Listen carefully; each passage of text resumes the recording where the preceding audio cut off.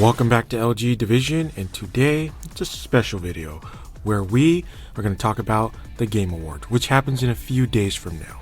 So there are about 5 nominees for the Game Awards for Game of the Year, and those are Animal Crossing New Horizons, Doom Eternal, Hades, The Last of Us 2, Ghost of Tsushima, and Final Fantasy VII. And due to the final delay of Cyberpunk, it won't be on this list or eligible at the moment. Could probably show up next year, but I don't see the reason to put a game in that a whole year later. So what we're going to do in this video is we're going to cover 3 of the games that we think could be the likely picks and why.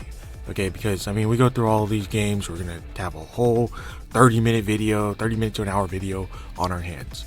And quite frankly, 3 of these games, it's good enough, okay? And we definitely got our own opinions, from likes to dislikes. Okay, so before we go ahead, hit the like and subscribe button. Thank you for checking out our content. Hit the bell notification so you get known when our new content goes up. And there's a huge spoiler warning, so be prepared.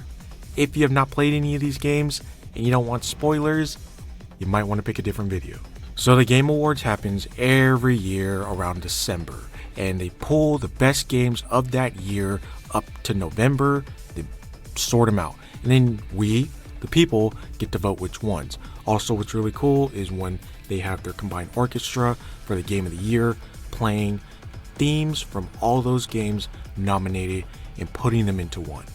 So it's a pretty cool. Quite frankly, I think they learned from Run the Jewels when that wasn't that good a few back years. So they're like, let's go with orchestra music of video game musics. And quite frankly, that's worked out pretty well. So let's start with our first pick on our list of Game of the Years that we think will be picked. Final Fantasy VII Remake. Final Fantasy VII Remake, which came out back in April after being in development for so long. This game is a remake of the original Final Fantasy VII, which came out for PS1 in the 90s. The game was completely remade, but also added new features and additions to its storyline. One of the things that was definitely changed was the combat system. Back in the original, it was a turn-based strategy game, and in the remake, it's all JRPG, so things are picked up a lot faster. Now, it's a good game, good story, hours of entertainment, and it gives a bit of a retelling of the classic game's story. One of my favorite parts about FF7 Remake was the motorcycle chases. It's actually one of the reasons I picked up the game, because I wanted to see how they did that. And it was so fun. Everything has been overhauled. The voice acting is actually pretty good. Now, I will say this is a game you should really set aside time to play and not just leave and come back to, because you could lose track of it and maybe even forget how to play. One of the best features in this game is Tifa by default. Also, according to an info book, they have revealed Tifa's bra size, but we're not going to talk about that here. The graphics are great, you really get to just enjoy them, and when you use the summons, it's very cinematic, especially when they leave the field and do like a final attack. It just encompasses the whole screen. So you got this giant explosion in your face, or this giant tidal wave in your face going at your enemy. The difficulty is also there, as the game has a hard mode, but even in normal mode, if you're not careful, you can get murked pretty easily. So, overall, Final Fantasy VII was a joy to play and experience. Being someone who didn't play the original, I'm really sorry I have to admit that here, I definitely did enjoy the remake. All the sprawling environments they put into the game, and just the time and effort they put into everything about this game. Because it took a pretty long time to hear news about this game, like 4 or more years until we heard back about this game. Some people thought, oh crap, it's canceled. But thankfully it wasn't. It was a good game, definitely worth $60, unlike Marvel Avengers. So if you're looking for a game to just chill out with, get some action going, then definitely Final Fantasy VII Remake. Or if you're a fan of the original and you want to see what they did different, then Final Fantasy VII Remake. Alright, on to our next game. The Last of Us 2. So, as anyone knows, TLOU is a phenomenal game. It broke records, and it showed what Naughty Dog started with Uncharted, that video games can be a very good medium for storytelling, even when compared with other mediums. The Last of Us 2 came out 7 years after the original and was met with more than just a bit of controversy and mixed reviews among fans of the first one. One of the main complaints about The Last of Us 2 was that it prioritized representation over storytelling. The gameplay was great. You had stealth combat, a lot of brutal takedowns, and other things that the series is known for.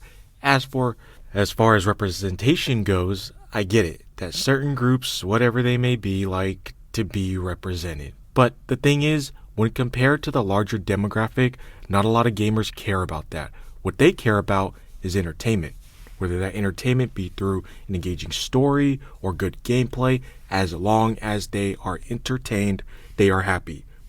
But once it's clear that something is trying to be shoehorned in, no matter what it is, they will call it out, especially in AAA titles. You're talking about a community who has no problem calling a guy on the other end of the world a and then telling him how good his mother was last night. Another one of the controversies that came up was, spoilers, the death of Joel. Joel was the main playable character from the first game alongside Ellie. He was a huge fan favorite and was basically an older guy just kicking ass. Troy Baker did a great job bringing Joel to life, and then The Last of Us 2 came along and Joel returns and everyone's happy. Then he dies. Not at the end of the game, but practically right at the beginning of it.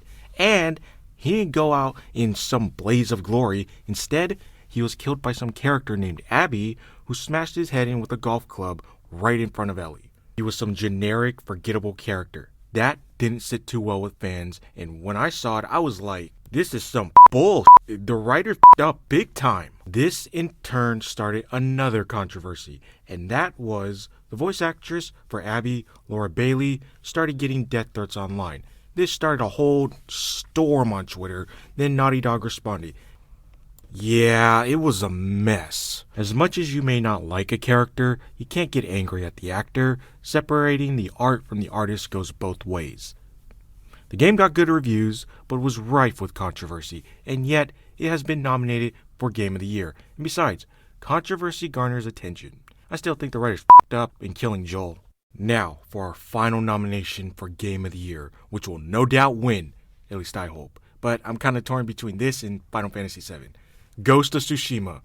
If you haven't checked out our review for Ghost of Tsushima that we made, please do check it out at the link below, and we want to thank everyone who watched that and made it our highest viewed video yet. Ghost of Tsushima was announced 4 to 5 years ago as a PlayStation exclusive. The game takes place during the Tsushima invasion by the Mongol Empire in Japan. You take on the role of Jin Sakai as he fights to free his homeland of the Mongol invasion, as well as make some very conflicting choices that would clash with the way of the samurai. That being what would cause him to become the ghost. Gameplay for Ghost of Tsushima makes you really feel like you are a samurai of that era as you fight against the Mongol invaders to free your homeland. Some options in the game include duel systems, where you can take on bosses in one-on-one duels with nothing but your sword and your sword stances. There is also archery, as well as sub-weapons that include kunai, sticky bombs, and smoke bombs, among other things including stealth attacks. Plus, there is even a co-op. As of Ghost of Tsushima's recent update, co-op was added and called Legends Mode, where you can group up with 4 different people, pick from 4 different classes, and take on challenges, including a separate storyline, which is 2 players, and a raid. Plus, the update was completely free. The game includes side missions, combat, and beautiful environments to explore around Tsushima. The voice acting was perfect. You can tell that the actors that were hired were Japanese and really cared about telling the story. On a side note, the Mongol leader, the Khan, was not Mongolian. He's Canadian, and he did such a great job portraying this Khan who is trying to oppress the people of Tsushima and overall Japan. The storytelling, the environments, the gameplay systems were all great. Some of the gameplay mechanics could be tweaked, such as the ability to center your camera, but it's nothing that can't be overlooked. Overall, Ghost of Tsushima was such a thrill to play and will be my potential pick for Game of the Year if I could decide between that and Final Fantasy VII. So, tell us what you think. Do you agree with some of these choices? What do you want to see as Game of the Year, and what is your personal experience with these games? Let us know in the comments section below, and hit that like and subscribe button. Check out our other videos, and thank you for watching. 2020 has been a stressful year for a lot of us, with everything going on, so having some good games to play while you're inside can be a bit relieving. We hope you, your loved ones, and friends all stay safe. Thanks for checking out our content. We'll see you later.